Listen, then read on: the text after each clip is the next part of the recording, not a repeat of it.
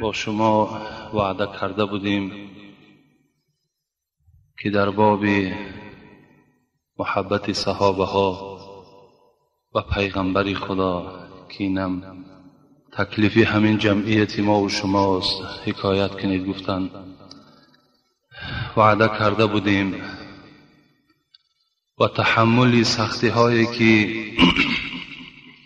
پیغمبر خدا در دوره های دعوت کشیدند و چگونه صحابه های پیغمبر خدا جان فدایی کردند برای دفاع پیغمبر خدا، برای دفاع قرآن، برای دفاع اسلام. انشاءالله بس هم شما میرسانیم. نفر نه که قد پست دارد و میخواید قد بلند داشته باشد، یا اینکه فربه هستید و میخواید خراب شوید، یا اینکه خراب هستید و میخواید فربه شوید، یا اینکه زنهایی که از بیماری های زنانه اذیت میکشند، یا اینکه از دردهای معده، روده، گرده اذیت میکشند، به همه این شرکت شفا فرما کمک میرساند. یا اینکه زنهایی که از مرشینه یا از داغ‌های سفید روی اذیت میکشند، به همه این شرکت شفا فرما کمک میرساند. غیر از این شرکت شفا فرما برای شما حجامه بپول را پیشنهاد مینماید. کسانی که در شهر مسکو قرار دارند هم رفته حجامه کند، هم داروهای خود را دسترس نماید. مرحمت. الحمد لله رب العالمين الذي بعث في الأميين رسولا منهم يتلو عليهم آياته ويزكيهم ويعلمهم الكتاب والحكمة وإن كانوا من قبل لفي ضلال مبين. والصلاة والسلام على من بعثه رحمة للعالمين وعلى آله وأزواجه وأحبابه وأتباعه إلى يوم الدين. السلام عليكم ورحمة الله وبركاته. بحرمت فاذكروني اذكركم بحرمت فادعوني استجب لكم. پروردگارا، ما یک گروه بندگان تو و سوی درگاه تو دست برداشتیم با امید آنی که آن درخواستی که داریم خدایا از ما قبول بفرمایی. خدایا اولا ما را محبوب خودت بگردان و پروردگارا ما را محبوب پیغمبرهایت بگردان، ما را محبوب ملائکه هایت بگردان، ما را محبوب تمام مردمت بگردان. خدایا بهترین نعمت این ایمان است.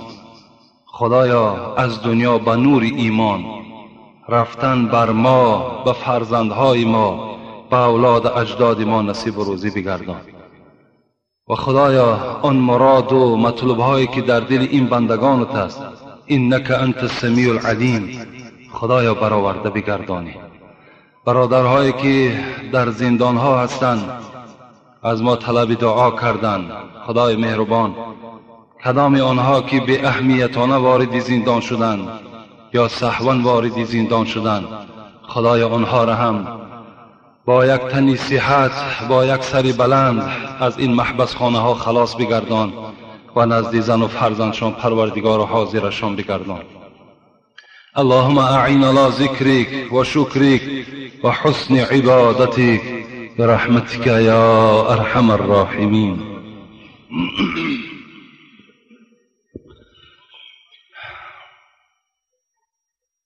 باز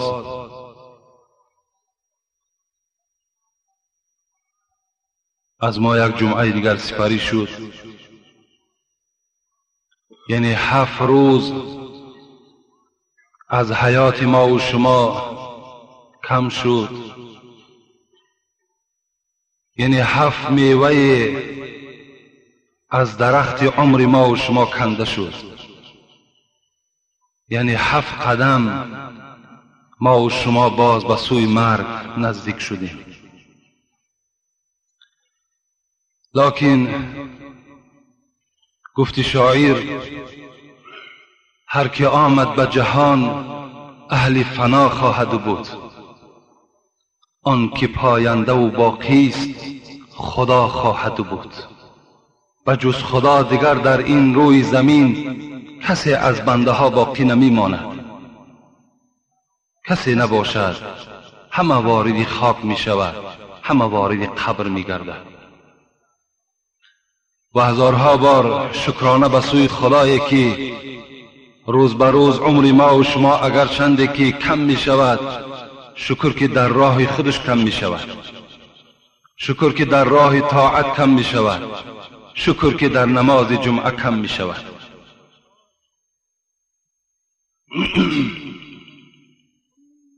خوش همان عمر که در صحبت مردان خدا با خداجوی و به هر اهل محبت گذرد. هزارها خوش به همچنان عمری که در صحبت مردان خدا میگذرد، در نماز جمعه سپری می شود، در نماز 5 وقته سپری می شود. خوش به حال این چنین عمر. لکن وای به حال آن کسانی که عمرهای اونها هم مثل عمرهای ما و شما کم می شود، لکن در نماز جمعه اشتراک ندارند، در نماز 5 وقته اشتراک ندارند، یا اینکه اگر در یکی از این خواه در 5 وقته اشتراک میکنند در جمعه اشتراک نمیکنند، یا در جمعه اشتراک میکنند در 5 وقته اشتراک نمیکنند. گفت کمال الدین خودجندی، حضرت کمال خودجندی، به مسجد هفته از تو کجا یک سجده واحد که در آینه زاهد و 6 روزی دیگر فاسد. کجاست این بندگی که یک روز تو در روز جمعه عبادت میکنی، 7 روز دیگر 6 روز دیگر که نمازهای 5 وقته مثل جمعه در گردن تو فرض است که با جماعت خوانده شود، تو اشتراک نمیکنی. یک روز مسلمان 6 روز فاسق هستی. عمر اگر نگذرد به حق جویی، شرم ناکرده عمر هم گویی. عمر اگر نگذرد در ری مولا، عمر هر گاو و خر از او بالا. البته هر یک عمر گاو و خر از آن عمر بالاست که اون انسان تا حال خودش را نشناخته است، نمیداند که برای چی خداوند او را در روی زمین آفرید، پیدا کرد، بهر چی.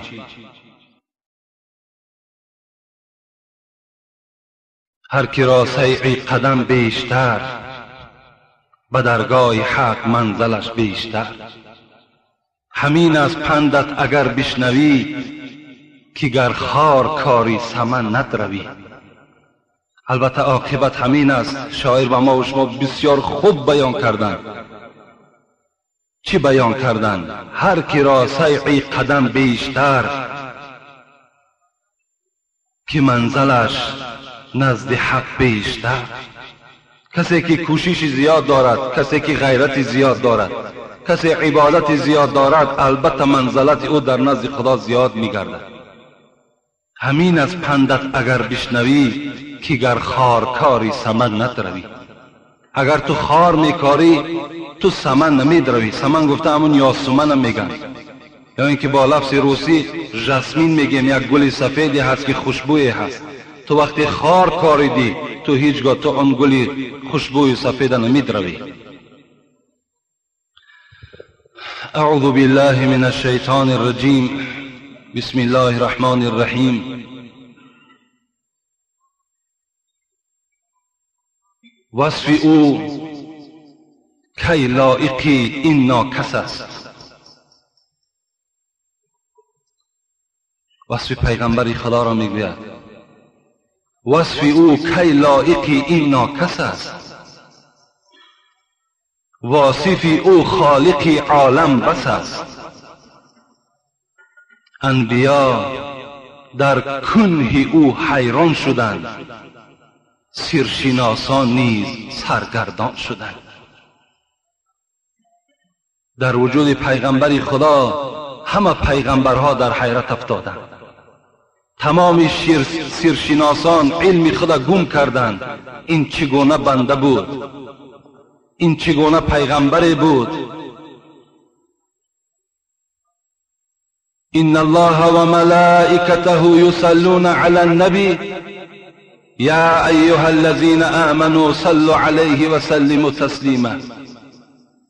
خداوند فریاد میزند من که خالق همه شما هستم، من که یک پروردگار پر اقتدار هستم و تمام ملائکه های را که من آفریدم همگی درود و رحمت بر محمد صلی الله علیه و سلم میفرستیم.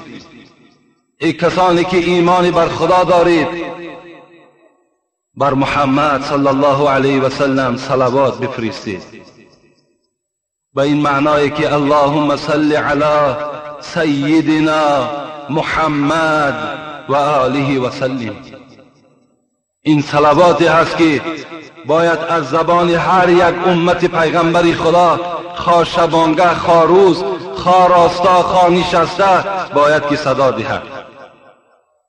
پیغمبر خدا گفتند من صلی علی صلاة واحدة، اگر یک امت من بگوید اللهم صل علی محمد صلی الله تعالی علیه 10 صلوات، آن خدایی که محمد را آفرید و فرستاد وی 10 صلوات در حق اون بنده میفرستد.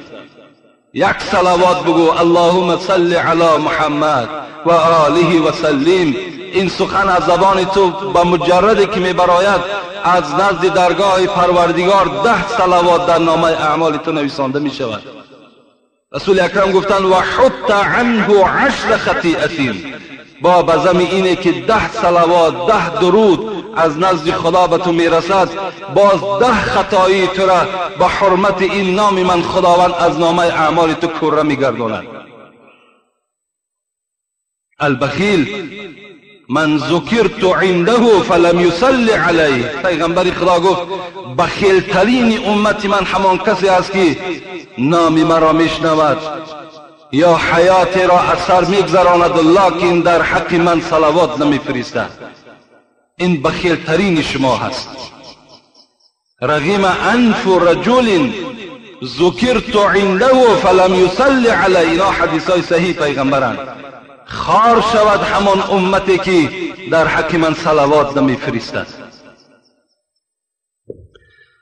ابو عبدالله بصیری که این قصیده برده میگه ما و شما که بالای آدم هایی که دیوانه هستند میخوانند، ایجادیات او از همین ابو عبدالله بصیری هست.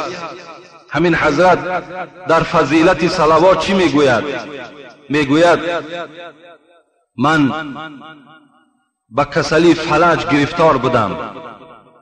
فلج کسلی هست که یک جانب آدم شاخ میگرداند که دیگر نه دست و نه پا کار نمیکند. حضرت میگوید من چندین طبیبی که بود مراجعت کردم، همه مرا مایوس گردانیدند. گفتند که این علاج ندارد، این طبابت نمی شود. بناگاه شب 100 بار اللهم صل علی محمد گفتم، از تحت دل گفتم و خواب کردم. در خوابم شخصی را دیدم که به خدا قسم چهرش از آفتاب دیده روشن‌تر بود. میگوید نزد من آمد گفت ای بنده خدا مرا میشناسی؟ من محمد صلی الله علیه و سلم هستم، برای طبابت تو آمدم. امشب تو ما را یاد کردی، 100 بار صلوات در حق ما فرستادی.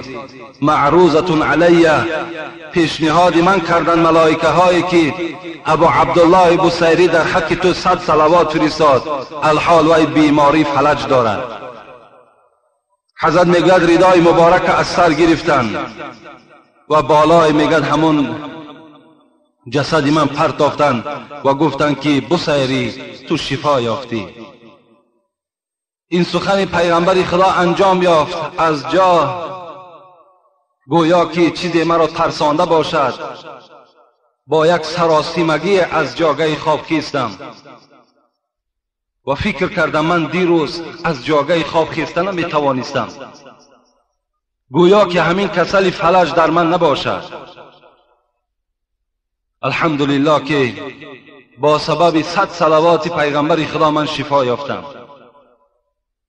و حضرت در حال ایجاد کردن قصیده برده را. بگوید من باید این قصیده را قصیده شفا نامش میگذاشتم، لکن از بس که همون ردای پیغمبر که اینا برده میگن، مادامی که ردای مبارک در بالای جسد من که پرتافته شد، این قصیده را من قصیده برده نام گذاشتم. عبدالواحد ابن زید میگوید من به حج رفتم، در راه یک مرد همراه من شد، می نشست صلوات می گفت، می خیست صلوات می گفت، از یک جا به جای دیگر می رفتیم اللهم صل علی محمد می گفت. من از او پرسان کردم آیا چرا اینقدر صلوات زیاد می گویی؟ آیا یگان سیری دارد؟ حضرت گفتم بله سیری دارد. گفتن سیرش را با من آشکار کن. او سیرش همین است که من سالی گذشته با همراهی پدرم حج رفتم. نیمی راه تقدیر الهی بوده است، پدرم از دنیا گذشت.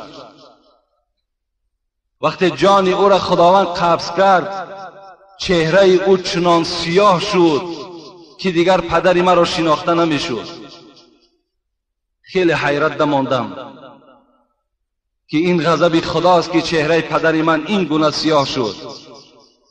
شب صلوات خواندم و خواب کردم. به ناگاه میگه پیغمبر خدا را در خواب دیدم. حضرت گفتن که دستی مبارک بالای همون چهره پدری من گذاشتند و گفتند چهره پدری تو سفید شد، اگرچند که خیلی بنده گناهگار در نزد خدا بود، لکن به سبب آنه که پدری تو هر شب موضوع داشت اللهم صل علی محمد 100 بار میگو خواب میکرد، از این خاطر چهره او را ما چیکار کردیم؟ سفید کردیم و در شفاعت خودمان داخلش گردانیدیم. خوش به حال تمام آن امتی که نام محمد وقتی ذکر می شود، در هر معرکه‌ای که نام محمد گفته شد، در ذمه همه ما و شما این است که اللهم صل علی محمد و علی آل محمد گفته باید که ما و شما این سخن را تکرار کنیم، از تحت دل باشد. انشاءالله ما در نزد خدای خود چیکار میکنیم؟ ثواب میگیریم.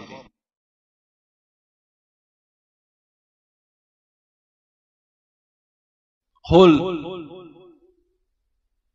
إن كان آباؤكم وأبناؤكم وإخوانكم وأزواجكم وعشيرتكم وأموال اقترفتموها وتجارة تخشون كسادها ومساكن ترضوناها أحب إليكم من الله والرسول وجهاد في سبيله فتربصوا حتى يأتي الله بأمره والله لا يهدي الفاسقين. صدق الله العظیم.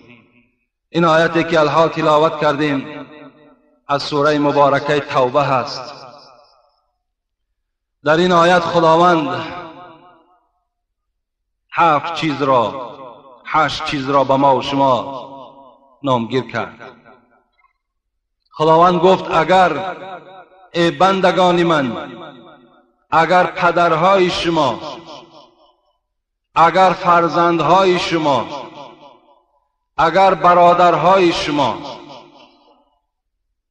اگر زنهای شما، اگر خیش و قومیت شما، اگر مالهای شما و اگر تجارتهای شما و اگر خانه هایی که شما بلند آشیانه که انداختین، اگر این نامگویی هایی که الحال کردیم به سوی شما محبوب تر باشد از خدا، از پیغمبری خدا، از جهاد در راه خدا، فتربصوا حتی یأتی الله بامره.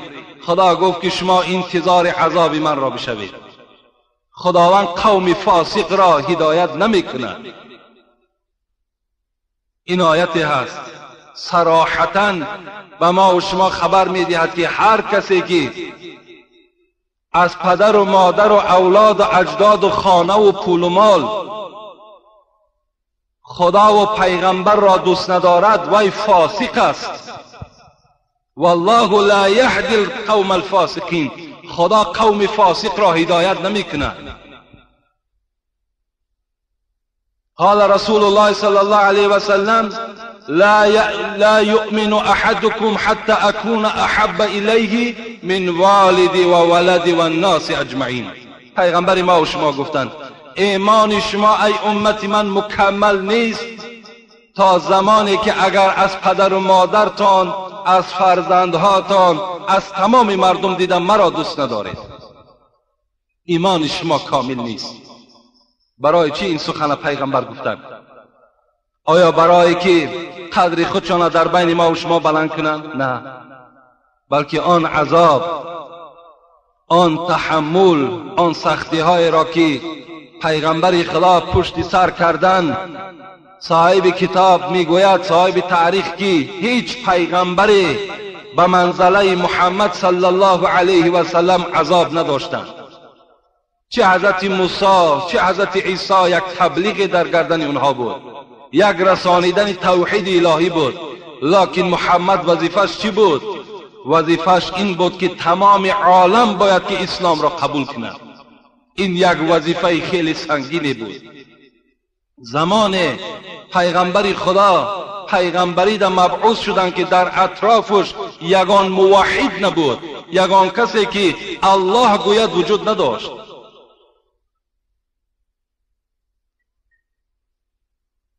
در غار حرا بودن.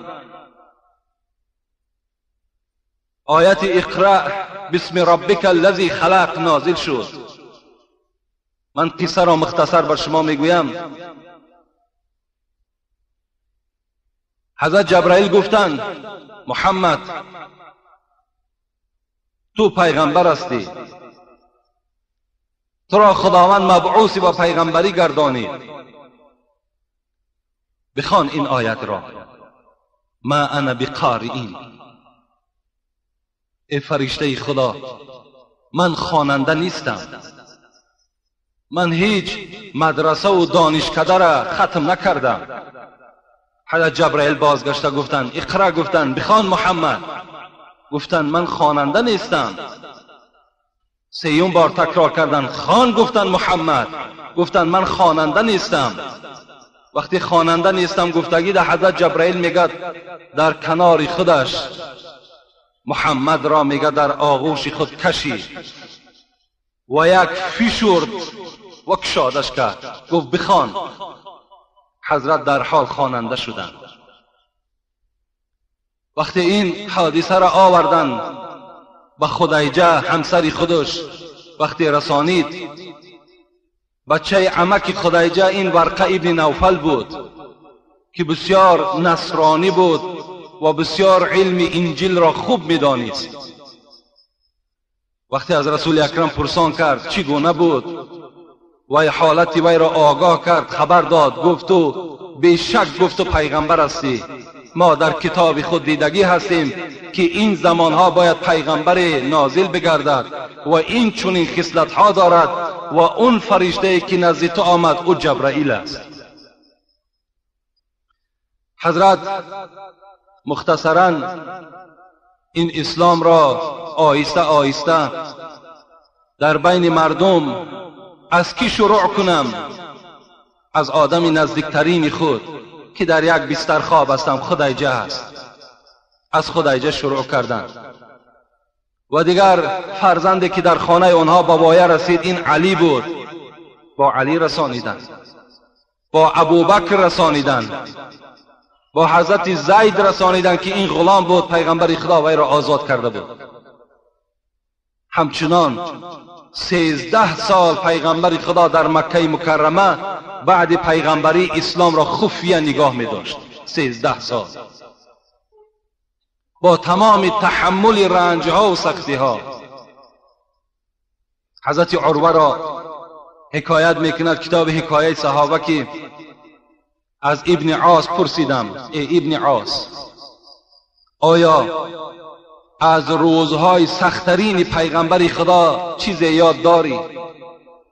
حضرت ابن عاص میگه گشته گفتن سختی های پیغمبر خدا خیلی زیاد است، لکن من یک حکایش را به شما میکنم. گفته عروه روز پیغمبر خدا خانه کعبه در آمدند و نزد حجر الاسود پیشانی خود گذاشتند و به خدای خود راز میگفتند. این زمان یکی از مشرکان خیلی بدبخت عقبه ابن معید بود، از پس رسول اکرم آمدند. ابن عاص میگوید من به چشم خود میدیدم، لکن دوره آوان جاهلیت من بود. ردای پیغمبر را گرفت و در گردن پیغمبر خدا انداخت و گره کرد، چنان خفه میکرد که گویا که رسول اکرم دیگر زنده باقی نمیماند. میکشید، میجقید، میفشرد، بر زمین میکشید. این حالت را ابن عاص گفتن ما با چشم خود دیدیم. داد و فریاد میگد خانه مکه را فرا گرفت، خانه کعبه را فرا گرفت. حضرت ابوبکر که جان فدای پیغمبر بودند دوان آمدند و رسول اکرم را بالا کردند و دستهای این بدبخت عقبه را از گردن پیغمبر خدا جدا ساختند. حضرت اسماء باشد دختر ابوبکر صدیق را هم پرسیدند آیا از روزهای سختترین پیغمبر خدا چیزی یاد داری؟ اون حضرت گفتن روز پیغمبر خدا در همون خانه کعبه نماز میخواند، مشرکان عرب یکی یک باره بالای محمد حمله کردند و رسول اکرم را زیر لت و قین قرار دادند. این صدای معرکه این خانه کعبه به گوش ابوبکر صدیق رسید. اسماء میگوید پدرم همراه من بود، 4 گیسو داشت، 4 کاکل داشت کشال. دوان به نزد محمد آمد، فریاد زد اتقتلون رجلا یقول ربی الله. ای مردم قریش، گفت شما کسی را به قتل میرسانید که فقط گناهش همین است که خدای من الله است. میگد خلاص با همین گناه گفت محمد را در همین احوال پرتافتید. مشرکان عرب میگد یک جای همه هجوم به سوی ابوبکر کردند، چنان ابوبکر را میگه لطقین کردند که اسماء میگوید وقتی که ابوبکر پدرم خانه آمد خیلی افگار بود، وقتی که میگه گیسوی همون در پهلوهای سرش ماندگی را میقپید، همون زمان میگه گیسو میغلطید از دسته کشاکشی که در زیر لغت همون مشرکای عرب باقی ماند. این سختی های هستند که پیغمبر خدا اینها را پس سر کردند. و یکی از همه منظره های ناخوبی که در حیات پیغمبر خدا رخ داد این انداختن اشکمبه اشتر در گردن رسول اکرم بود. وقتی در مکه مکرمه در خانه کعبه عبدالله ابن مسعود میگوید پیغمبر خدا که یک عادت مبارکش این بود که وقتی پیشانی را در زمین میگذاشت ساعتها نمی برداشت، زاره میکرد، تولا میکرد پروردگارا این امت گمراهی مرا هدایت کن، پروردگارا امت مرا وارد جهنم نگردان، پروردگارا رنج و عذاب را از بالای محمد بردار. گفته زاره و تولا میکرد. بناگاه میگه در همین خانه کعبه تمام آن کافران سخترینی که مثل ابو جهل ابن هشام، مثل شیبه، مثل ربیعه، مثل عقبه، مثل ابی ابن خلف اینها وجود داشتند. آنها میگد یکی از بین خیست ابو جهل و گفت کیست در بین ما مردی با غیرت و با ناموسی که بیرون خانه کعبه یک اشکمبه دیدم پر از نجاست وی را میارد و بالای گردن این محمد میپرتاید. بدبخترین آنها میگن این عقبه ابن معید بود. رفت میگد بیرون کعبه و همان اشکمبه پر از نجاست را برداشت برداشت میگد آمد و رسول اکرم سری مبارک در زمین برای همان مشرک هایی که گمراه هستند برای اونها دعا کننده برداشت میگد اشکمبه را با یک ضرب سختی بالای میگه پیغمبر خدا پرتافت. وقتی میگه اشکمبه پرتافته شد، اشکمبه میگه درید و تمام آن نجاست هایی که در داخل او بود به سر و روی این آفتاب تابان میگه ریخت. رسول اکرم میگه سر برداشتند، از این منظره خیلی ناراحت شدند و گفتند اللهم علیک بقریش، پروردگارا گفتند من دست بندگی به سوی تو میبردارم، به حساب مردم قریش خود برس ای پروردگارا. گفت این کافرها را خود جزا بده. فاطمه میگه گریان و نالان در دست یک ظرف یک لطه چهره های پدرش تازه میکرد. میگفت باز پیغمبر خدا فاطمه را چی میگفت؟ فاطمه غمگین نشو، خدا این دینی که بر محمد داده است این آهسته آهسته در همه خانه وارد میگردد و البته جهان را اسلام چیکار میکند؟ اشغال میکند، میگیرد. الحمدلله که این سخن پیغمبر خدا تأثیر داشت. این سخن پیغمبر خدا امروز میوه او، وعده او به چشم ما و شما میرسد که الحمدلله صفی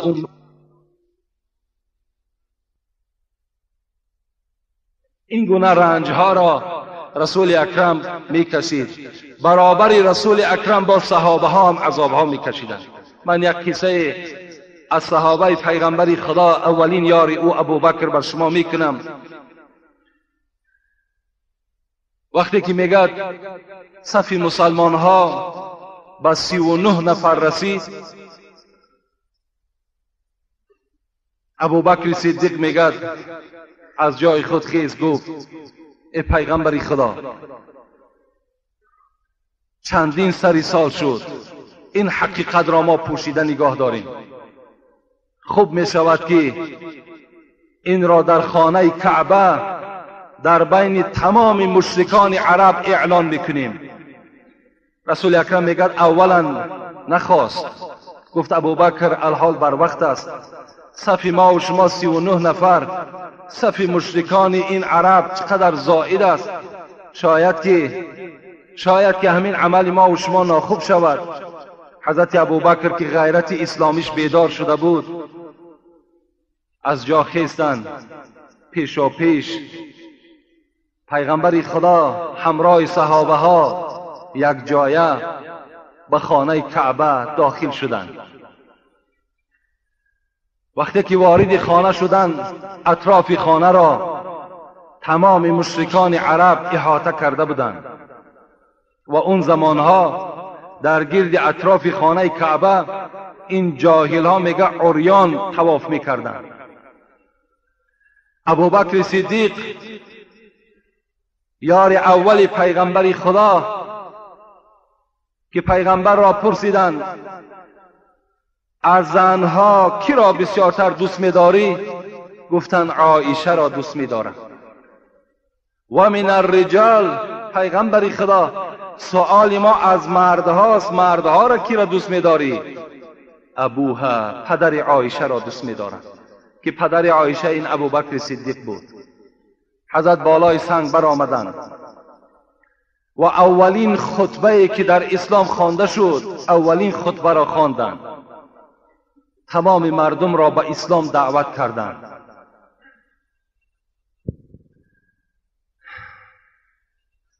وقتی که دعوت کردند مورخا میگوید همان روز حضرت امیر حمزه عمک پیغمبر خدا ایمان آورد.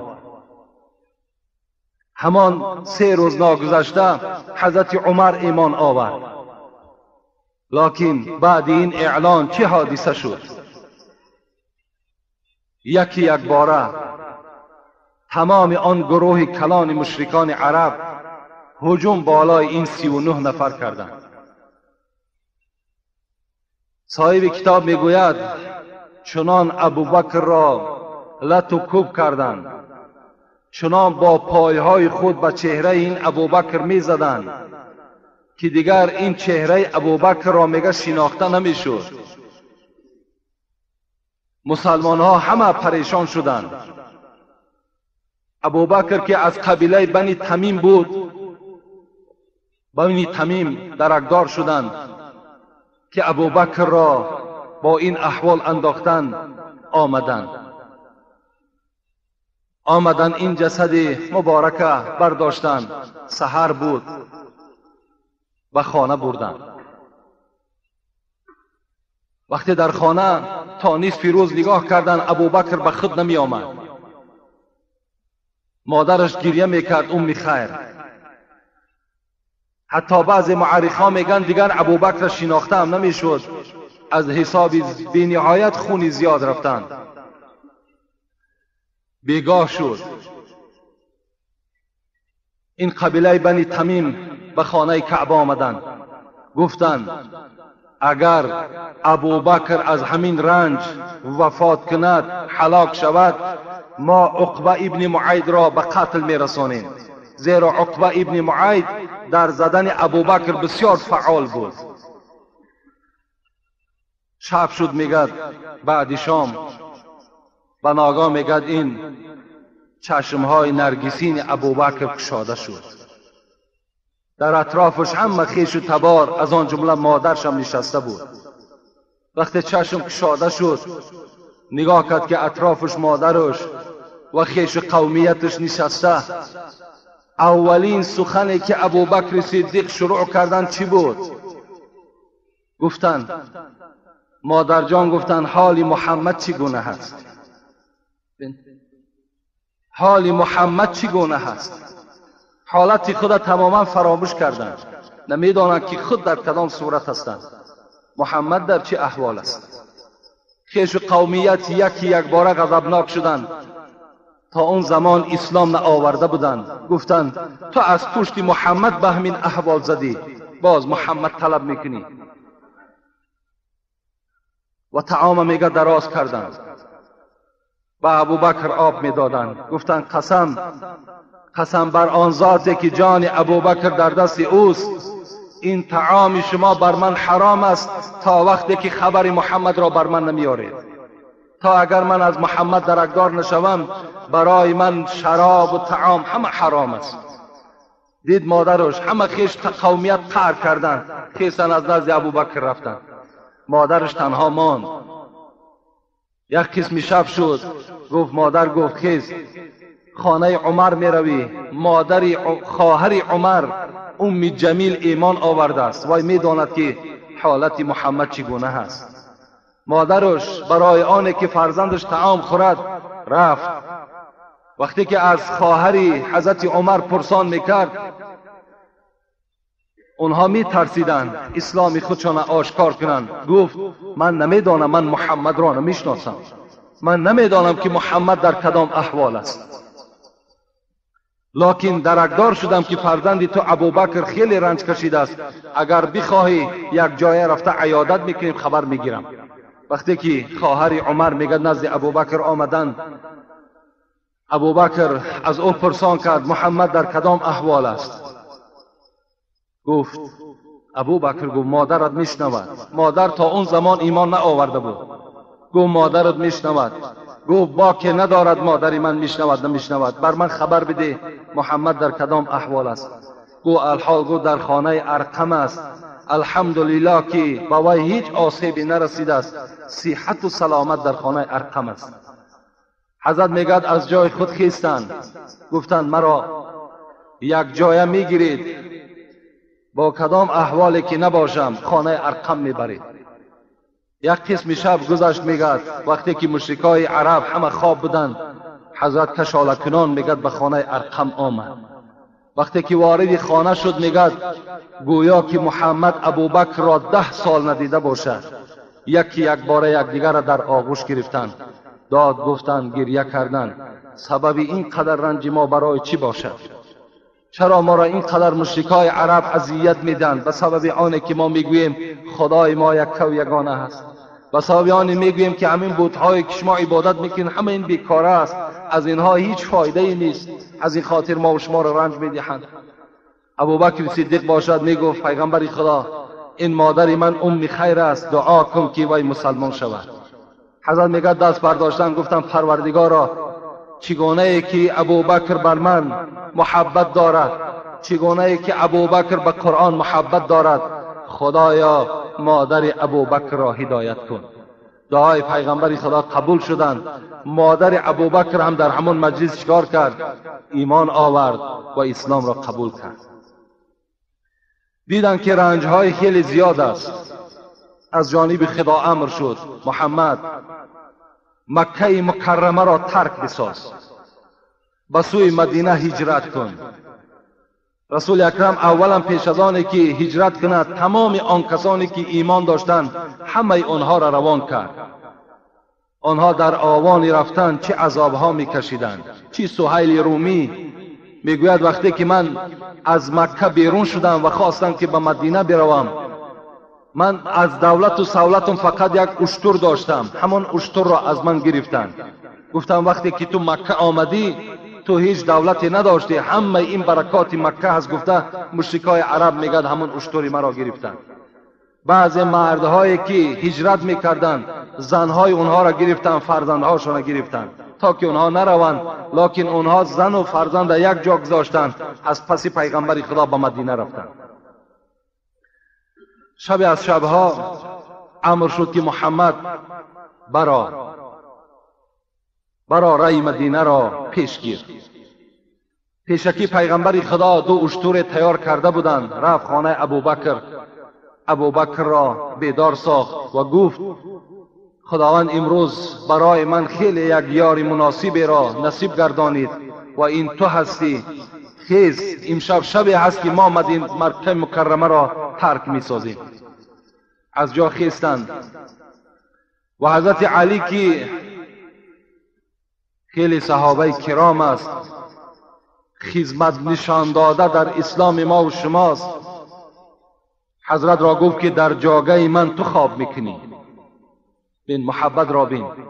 جاگه پیغمبر خدا اون شب بی نهایت خطری داشت، زیرا تمام آن جوانهایی که قوتمند بودند لکن کافر بودند در اطراف خانه پیغمبر را اشغال کرده بودند.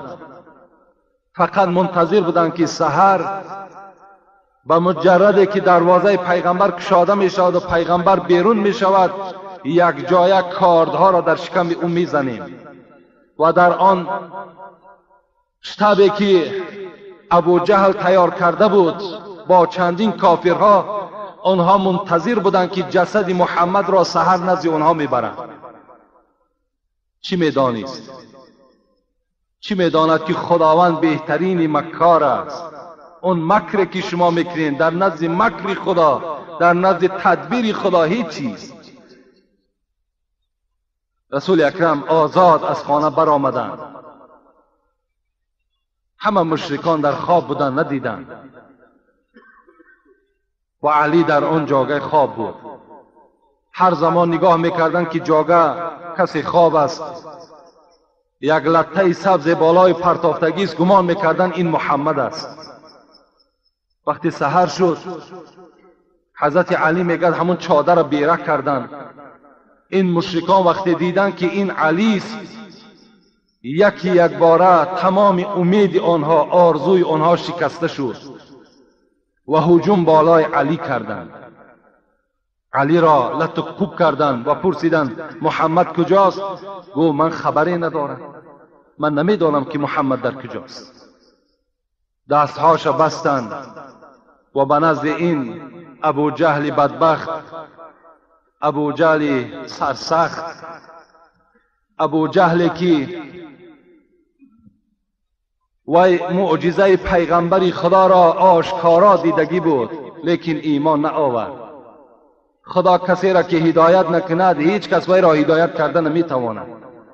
در مثنوی جلال الدین رومی یک قصه میزند، میگوید سنگها اندر کفی بود جهل بود، گفت ای احمد بگو این چیست زود؟ گر رسولی چیست در دستم نهان، گر خبرداری زیراز آسمان. روزه میگد همین ابو جهل سرسخت در دست خود، در مشت خود چند دانه سنگی را میگد محکم بست و نزد رسول اکرم آمد و گفت ای محمد، تو دعوا داری که من خبر آسمان دارم، من پیغمبری برحق هستم، در دست من چی هست؟ الحال همین مشتی که من برای تو کردم در داخلش چیست؟ گفت چون خواهی بگویم کان چی هاست، یا بگوید آن که ما حقیم وراست. رسول اکرم جوابش بینید، گفت ابو جهل، تو میخواهی که من داخل مشت تو را خبر دهم که در مشت تو چیست، یا میخواهی که آن چیزی که در مشت توست آنها گواهی دهند که من بر حق هستم؟ گفت چون خواهی گویم کان چی هاست، یا بگوید آن که ما حقیم وراست، یا آن چیزی که در داخل دست توست آنها گواهی دهند که من بر حق هستم. گفت بو جهل این دوم نادرتر است. بو جهل گفت آیا آن چیزی که در دست من است وای گواهی میدهد که تو بر حق هستی، تو پیغمبر هستی؟ گفت بله. گفت این نادرتر است. گفت انا همین را من میخواهم. گفت آره، حق از آن قادرتر است. گفت ابو جهل، تو گفت بسیار بنده عاجز هستی، تو بنده گمراه هستی، خدای من قادر است، قدرت دارد که آن چیزی که در دست توست وای گواهی دهد که من بر حق هستم. از میانی مشت او هر پاره سنگ، از میانی مشت او هر پاره سنگ، در شهادت گفتن آمد بی درنگ. لا اله الا الله گفت، گوهری احمد رسول الله سوفت. از بین مشت‌های من ابو جهل هر دانه سنگ، سنگی که جان ندارد، سنگی که قدر ندارد، چی گفتن؟ لا اله الا الله محمد رسول الله. بین سنگ بی جان، سنگ بی جان محمد را شناخت، سنگ بی جان پیغمبر را شناخت.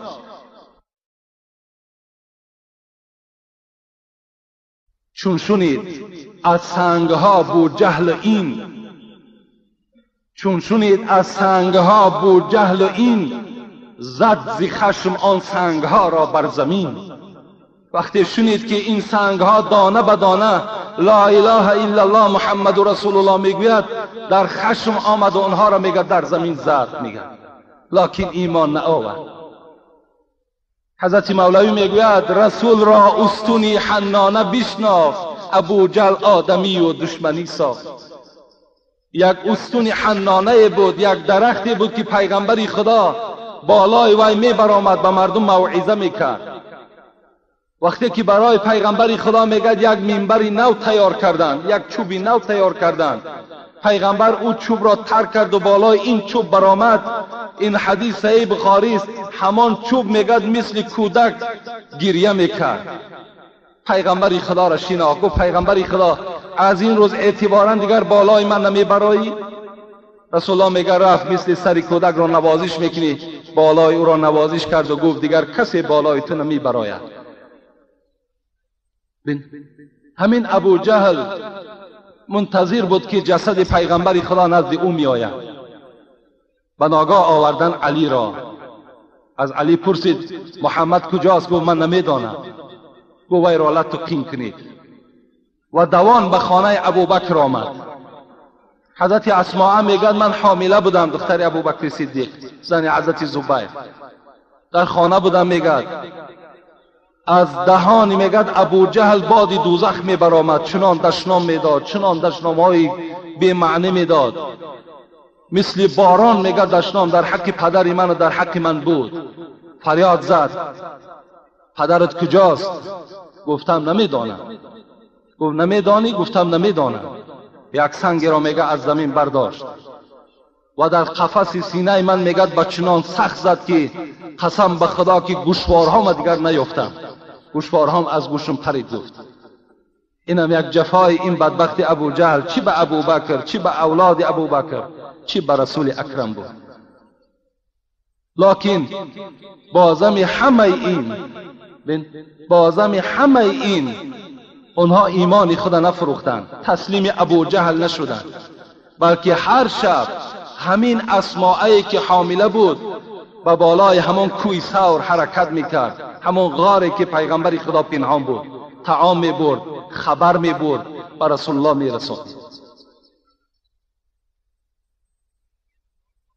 جنگ احد یا جنگ بدر کارنمایی های صحابه های پیغمبر خدا خیلی زائد است. در جنگ احد که پیغمبر خدا عمک خودشان را امیر حمزه را از دست دادند، با تقدیر الهی اجل بالای او کس آمد.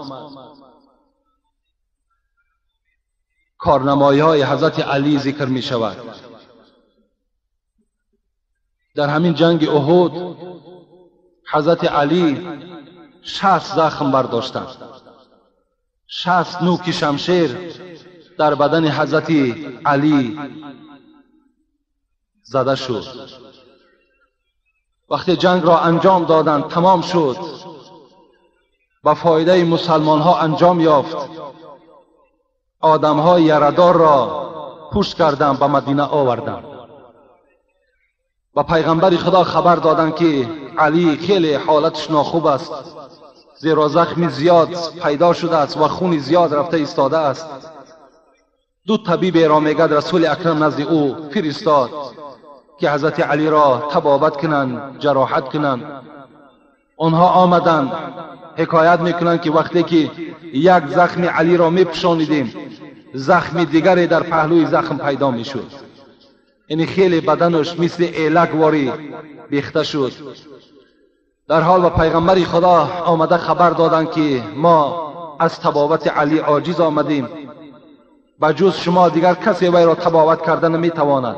حضرت با همراه یاران خود میگد به خانه علی آمدند، به خانه داماد خود آمدند.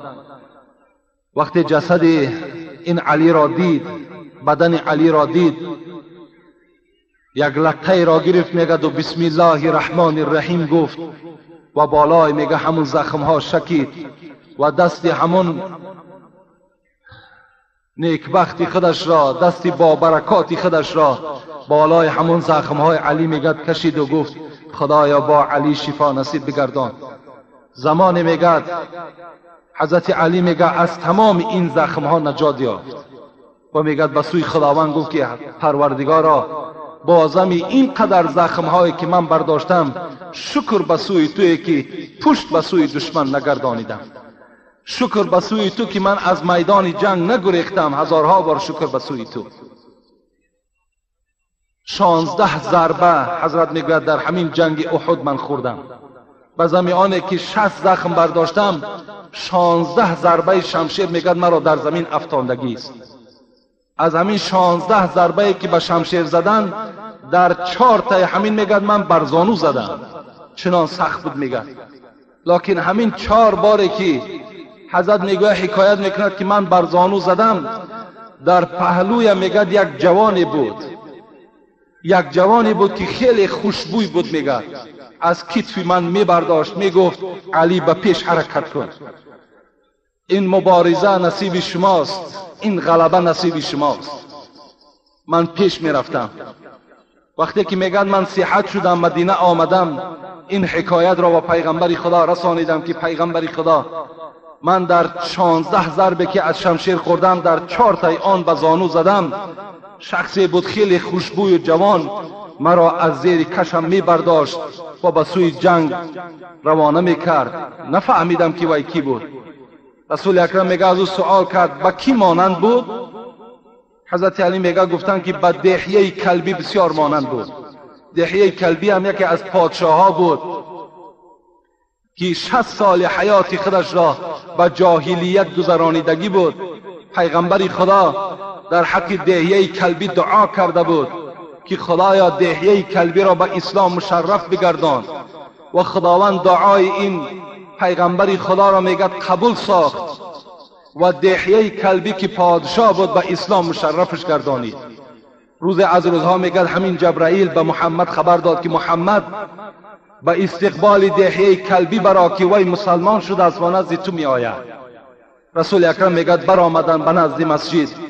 وقتی که دحیه کلبی میگه پای راست خود در همون مسجد گذاشتند، رسول اکرم ردا را کشیدن، پا انداز در دحیه کلبی پرتافتند. دحیه کلبی میگوید همون ردا را از زمین برداشتند، با یک چشمهای پر از آب میگد و میگفتند محمد تیزتر بر من کلمه اسلام را عرضه کن، زیرا اسلام و ایمان در دل من میجوشد. این دعای پیغمبر خدا در حق دحیه کلبی قبول شده بود. حضرت میگه قبول کردن همین دحیه کلبی. چنان میگه خدمت‌های صافدلانه در اسلام میکرد که حتی که جبرائیل به صورت دحیه کلبی به زمین می آمد نزد محمد. روز میگه با محمد رو پرو نشسته بود همین جبرائیل به صورت دحیه کلبی. امام حسن و امام حسین نمیدانستند که این جبرائیل است، مگر که عادت دحیه کلبی همین بود که کدام وقت پیغمبر را که زیارت میکرد انار بر امام حسن و امام حسین میداد. روز میگه جبرائیل به صورت دحیه کلبی آمد. امام حسن و امام حسین که نشناختند دویدن، میگه دستهای خودشان در آستین دحیه کلبی در آوردند. گفتند جبرائیل گفت اینها چی میکابند؟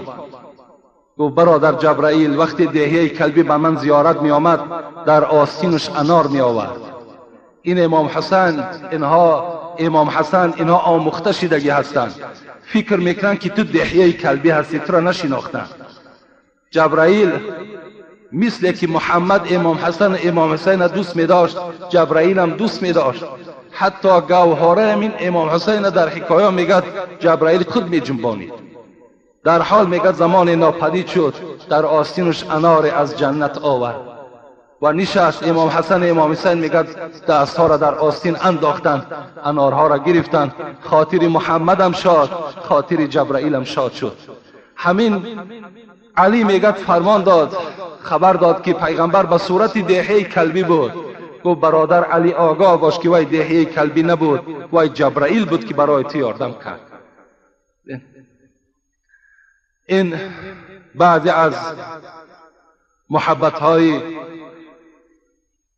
صحابه های پیغمبر خدا در راه اسلام است و این گونه قصه ها خیلی زیاد است.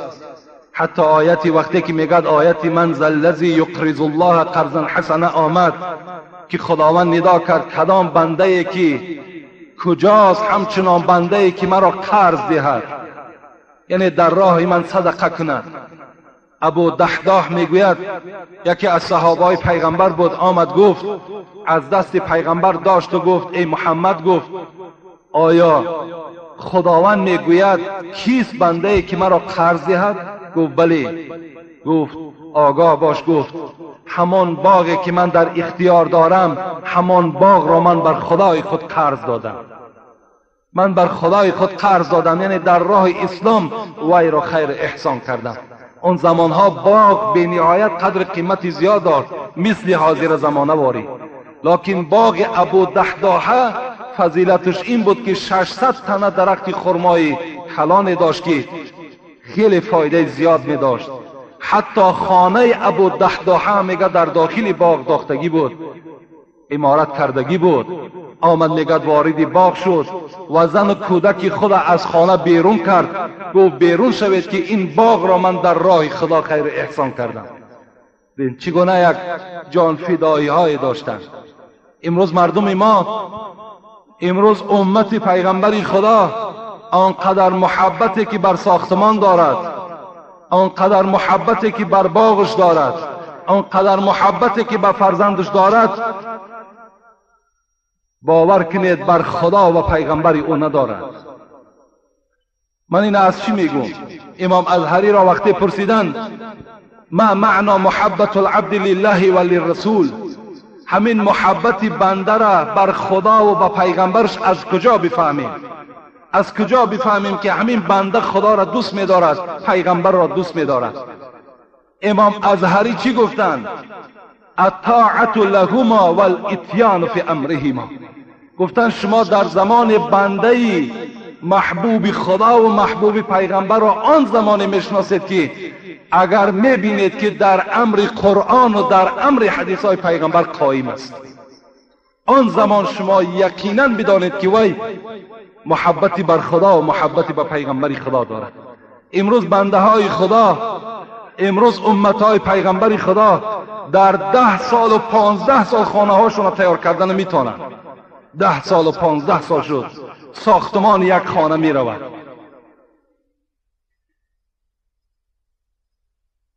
هر کی را خوابگاه آخر با 2 مشتی خاک شد، گوچه حاصل که به افلاک کشد ایوان را. با آخر وقتی امتهای احمد، حضرت مولوی میگوید با آخر وقتی امتهای احمد با عمر اندک و معمیری به حد، با عمر 20 و 30 و 40 و 50 کنند معمیرهای خوب و رنگین، بسازند قصرها در اوج رفعت با باغ و بوستان ایوان و مسند. تو با عمری دراز 400 سال نکرده کازه ای پیر خوشحال. قصه حضرت ابراهیم میارد حضرت جنونی، میگه حضرت ابراهیم وقتی که در یک بیابان با یک شیخ روپرو شد که 400 سال عمر داشت، از او پرسید خانه تو در کجاست که با تو همنشینی کنیم؟ گفت عمری من 400 سال. گفت این خیلی عمری نزدیک است، کم است. گفت این ارزنده نیست که من خانه بنا کنم. 400 سال. حضرت ابراهیم چی گفتن؟ گفتن زمان میشاد ای شیخ که احمد گفتگی پیغمبر میبراید، امتهای او عمرش 20 30 40 50 50 سال است، کنن معمیرهای خوب و رنگین در 20 سال و 25 سال قصرهاشون انجام دادن نمیتونن. این شیخ چیکار کرد؟ با ابراهیم چی گفت؟ تبسم کرد و پیر آمد به گفتار، قسم بر ذات آن دانای اسرار، اگر عمرم چو امتهای احمد، اگر عمرم چو امتهای احمد بکردم